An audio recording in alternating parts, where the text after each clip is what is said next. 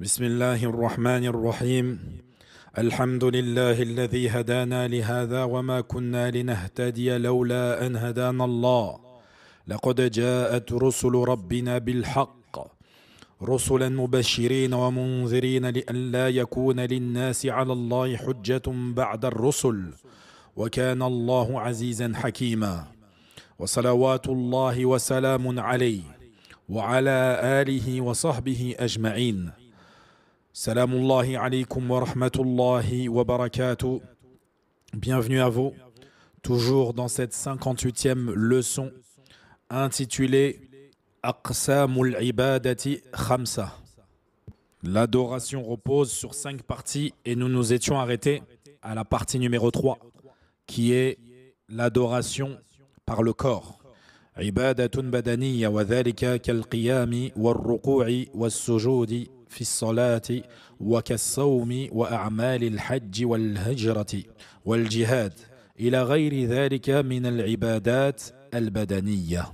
نعم. Les adorations effectuées par le corps, qui sont le fait par exemple de se tenir debout en prière, de s'incliner, de se prosterner, de prier, également le jeûne, que ce soit surrogatoire ou obligatoire, les œuvres effectuées pendant le pèlerinage, le wuquf bi Arafah, Al-Mabid bi Muzdalifa, également la Hijra, qui est une adoration badaniya, et le djihad fi sabilillah, et toute autre adoration que le corps effectue. Et sachez que les adorations faites avec le corps sont très souvent rassemblées ou unies avec les adorations faites par la parole. On prend l'exemple de ruku', de sujoud, lorsque tu es en inclinaison ou en prosternation, tu dis quelque chose également. Subhana Rabbiyal Azim, également Subhana Rabbiyal A'la. Et également pour le siyam. Le siyam, c'est une action que tu fais avec le corps. Comment? En t'abstenant de boire et de manger.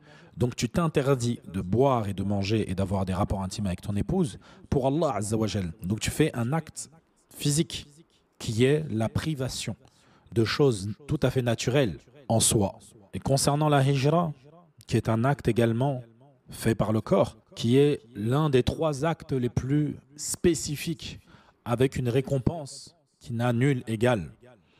Allah Azza wa Jal nous dit dans le Coran إن الذين توفاهم الملائكة ظالمي أنفسهم قالوا فيما كنتم قالوا كنا مستضعفين في الأرض قالوا ألم تكن أرض الله واسعة فتهاجروا فيها فأولئك مأواهم جهنم وساءت مصيرا إلا المستضعفين من الرجال والنساء والولدان لا يستطيعون حيلة ولا يهتدون سبيلا فأولئك عسى الله أن يعفو عنهم وكان الله عفوا غفورا ومن يهاجر في سبيل الله يجد في الأرض مراغما كثيرا وسعة ومن يخرج من بيته مهاجرا إلى الله ورسوله ثم يدركه الموت فقد وقع أجره على الله وكان الله غفورا رحيما.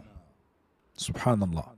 Cette menace sévère, elle concerne et elle s'applique sur tous ceux qui, à l'époque du prophète sallallahu alayhi wa sallam, n'ont pas émigré alors qu'ils en avaient la capacité. Et sachez que cette menace, elle est jusqu'à la fin des temps. Celui qui a la capacité de partir d'un endroit où il ne peut pratiquer sa religion correctement, pour un endroit où il pourra être en sécurité et en paix, alors l'émigration lui est obligatoire. Et les anges qui étaient chargés de prendre leur âme, ils posent cette question. Et on sera tous questionnés. Fima kuntum. Où étiez-vous? Que faisiez-vous? Dans quel état étiez-vous? Celui qui n'a pas émigré alors qu'il en avait l'obligation, en quoi vous vous êtes distingué des associateurs? Quelle est la différence entre toi, cher musulman ou musulmane, et ton voisin qui n'est pas croyant? Vous avez augmenté le nombre des mécréants. C'est-à-dire que Yom Badr, ceux qui avaient prétendu à l'islam et qui n'avaient pas fait l'immigration, ils ont pris les armes avec les Qurayshites pour aller combattre les musulmans. Et ça, c'est d'actualité, subhanallah. Combien de musulmans vont avec l'armée française, vont avec l'armée américaine et vont combattre leurs frères et sœurs? C'est réel. C'est une chose qui existe encore. Et jusqu'à la fin des temps. Et ces gens-là, Yom al-Qiyamah, ils diront, nous étions faibles, nous ne pouvions partir. Mais Allah, il sait très bien qui est faible, qui ne peut s'en aller réellement, et celui qui justement pense ruser alors qu'il ne se trompe que lui-même. Al-Muhim, le sujet de la hijra, il faudrait y consacrer toute une leçon entière. Mais qu'est-ce que c'est la hijra réellement? والهجرة ما هي؟ الهجرة الحقيقية هي الانتقال من بلاد الشرك إلى بلاد الإسلام. والهجرة باقية إلى أن تقوم الساعة. La hijra, c'est le fait de partir d'un endroit où il y a la mécréance, où tu ne peux pas pratiquer ta religion, vers un endroit où tu pourras pratiquer ta religion en paix et en sécurité. Et cette hijra, elle est et elle sera jusqu'à la fin des temps. Jamais elle ne s'interrompra. Et ceci en référence au hadith que nous avions déjà évoqué dans un cours précédemment, dans lequel le Nabi sallallahu alayhi wa sallam il dit لا تنقطع الهجرة حتى تنقطع التوبة ولا تنقطع التوبة حتى تطلع الشمس من مغربها. Cela, ce sont des preuves que la hijra est obligatoire. Et sachez que la prière, la hijra, le hajj, tout ça, il y a des preuves dans le Coran et dans la sunna. Également pour le djihad, fi sabilillah. Et le djihad, fi sabilillah, c'est pas ce que les terroristes prétendent en allant se faire sauter, que ce soit en Europe ou dans les pays d'Asie, dans les pays d'Afrique. Là, wallah, c'est pas Boko Haram ou j'en passe parmi les terroristes du monde. Là, wallah, le djihad, fi sabilillah, c'est le fait de défendre la parole La ilaha illallah. Que cette parole soit mise en pratique, qu'elle soit appliquée, qu'elle soit le but pour lequel tu te lèves et tu défends cette cause-là. Et ce n'est pas pour récupérer un pays ou une contrée et la mettre sous la démocratie, mais c'est bel et bien pour élever la parole La ilaha illallah, pour que cette parole puisse exister et continuer à être pratiquée dans ce pays. Mais si c'est pour faire comme ils ont fait l'automne arabe et non pas le printemps arabe qu'ils ont fait, je ne sais même plus c'était en quelle année, Al-Muhim, cela n'était pas fait dans le but d'élever La ilaha illallah, mais c'était pour une fausse liberté, une démocratie qui est un mensonge apporté par l'homme. Allah Azza wa Jal nous dit dans le Coran وَمَا كَانَ لِمُؤْمِنٍ وَلَا مُؤْمِنَةٍ إِذَا قَضَى اللَّهُ وَرَسُولُهُ أَمْرًا أَنْ يَكُونَ لَهُمُ الْخِيَرَةُ مِنْ أَمْرِهِمْ وَمَنْ يَعْصِ اللَّهَ وَرَسُولَهُ فَقَدْ ضَلَّ ضَلَالًا مُبِينًا. Puis, Shir nous dit l'adoration à effectuer avec ses biens. عِبَادَةٌ مَالِيَّةٌ كالزكاة والصدقة وغير ذلك. Donc comme la zakat ou l'aumône, le fait d'être généreux. Et la zakat, sachez que c'est un pilier parmi les piliers de l'islam. Et que qui dit pilier veut par là que si tu ne pratiques pas ce pilier, alors ton islam est bancal. Ta foi est minime, car tu as loupé un des principes de ta religion. Et beaucoup de gens pensent que la zakat, elle devient obligatoire que lorsque tu as une somme d'argent qui équivaut aux 85 grammes d'or qui sont le seuil d'imposition en islam. Et 85 grammes d'or, à peu près actuellement, ça équivaut entre 6600 et 6900 euros. Allahu a'lam. Mais sachez que la zakat ne doit pas être fixée seulement sur le cours de l'or. C'est-à-dire que si tu n'as pas l'équivalent de 85 grammes d'or en argent fiduciaire, tu dois observer le cours de l'argent. Et la zakat, pour le cours de l'argent, le seuil qui te rend imposable en islam sur la zakat, pour une personne qui détiendrait l'équivalent de 595 grammes d'argent, de fidda, donc 595 grammes d'argent, c'est le seuil imposable. Une personne qui a ce poids en argent réel se doit de sortir la zakat. S'il ne l'a pas en argent réel, il l'a en monnaie fiduciaire. 595 grammes d'argent, ça équivaut entre 630 euros et 650 euros.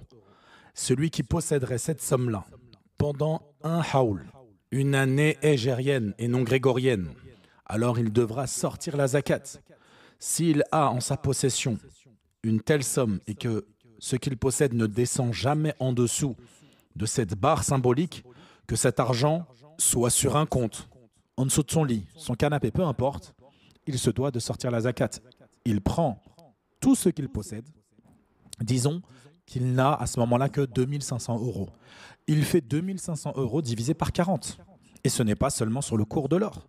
Et Allah Azza wa Jalla nous dit dans le Coran وَالَّذِينَ يَكْنِزُونَ الذَّهَبَ وَالْفِضَّةَ وَلَا يُنْفِقُونَهَا فِي سَبِيلِ اللَّهِ فَبَشِّرْهُمْ بِمَاذَا بِعَذَابٍ أَلِيمٍ يوم يحمى عليها في نار جهنم فتكوى بها جباههم وجنوبهم وظهورهم هذا ما كنزتم لأنفسكم فذوقوا ما كنتم تكنزون.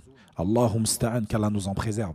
Wallah, les gens ils prennent ce sujet à la légère. Mais en vrai, aujourd'hui, quasiment tous les musulmans, d'Europe en tout cas, quasiment tous, pas tous, mais doivent sortir la zakat. Quasiment tous. Et justement, si on avait cet esprit de partage, plus qu'on ne l'a déjà, alhamdoulilah, il y a beaucoup de khayr dans la communauté. Mais malheureusement, il y a des gens qui te disent « Oui, je donne souvent de l'argent à la mosquée. » Ya habibi, il faut que tu aies l'intention quand tu le fais. Innamal a'malu binniyat, c'est-à-dire que si tu donnes de l'argent pour donner de l'argent, en aumône, ça ne rentre pas dans ta zakat. Même si tu donnes 100 000 euros d'aumône. Quand tu donnes cet argent, il faut que tu aies ton intention qui va avec. C'est-à-dire l'intention de sortir ta zakat, qu'elle soit calculée sur le cours de l'or ou sur le cours de l'argent. Naam, c'est très très important. Et c'est pour cela, souvent on attire l'attention des pèlerins sur ce sujet. Sur le sujet de l'intention, sur le sujet de la mutaba'a, comment on fait les choses. On ne fait pas les choses comme nous on a envie. Parce que certains ils vont te dire oui, je l'ai sorti mais j'ai pas mis l'intention. C'était juste comme ça, je l'ai donné à des pauvres. L'islam, c'est pas comme tu le ressens, comme toi tu as envie de faire les choses. L'islam, elle est venue avec des règles, des conditions, des interdictions, des recommandations. El-Muhim, le 5e point concernant l'adoration, elle concerne l'adoration du délaissement. Et on en a déjà parlé il y a quelques cours de cela. Et cette adoration du délaissement, c'est le fait de délaisser tous les interdits d'Allah Azzawajal, toutes sortes d'associations qui lui est faites, également toutes sortes d'innovations. Donc se conformer rigoureusement à la législation d'Allah Azzawajal. Et cela, le fait de délaisser, c'est une adoration également. C'est une adoration liée au délaissement. Le musulman, il est récompensé s'il délaisse les interdits d'Allah. Et s'il recherche la face d'Allah, la satisfaction d'Allah dans son délaissement. Shir nous recommande un ouvrage qui est Tathhir al-i'tiqad an adran al-ilhad lil-allama Muhammad ibn Ismail as-San'ani, rahimahullah. Naam. Même parfois, certains ne savent pas que l'acte ou la parole qu'ils disent est une innovation. Je prends l'exemple. Beaucoup de gens, quand ils lisent le Coran, à la fin de leur lecture, ils disent « Sadaqallahu al-azim ».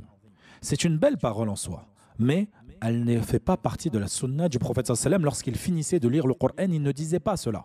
Maintenant, si ça t'arrive de le dire parce que tu le penses, parce que tu réalises à quel point Allah il a dit vrai dans la parole que tu viens de lire, naam, il n'y a pas de mal.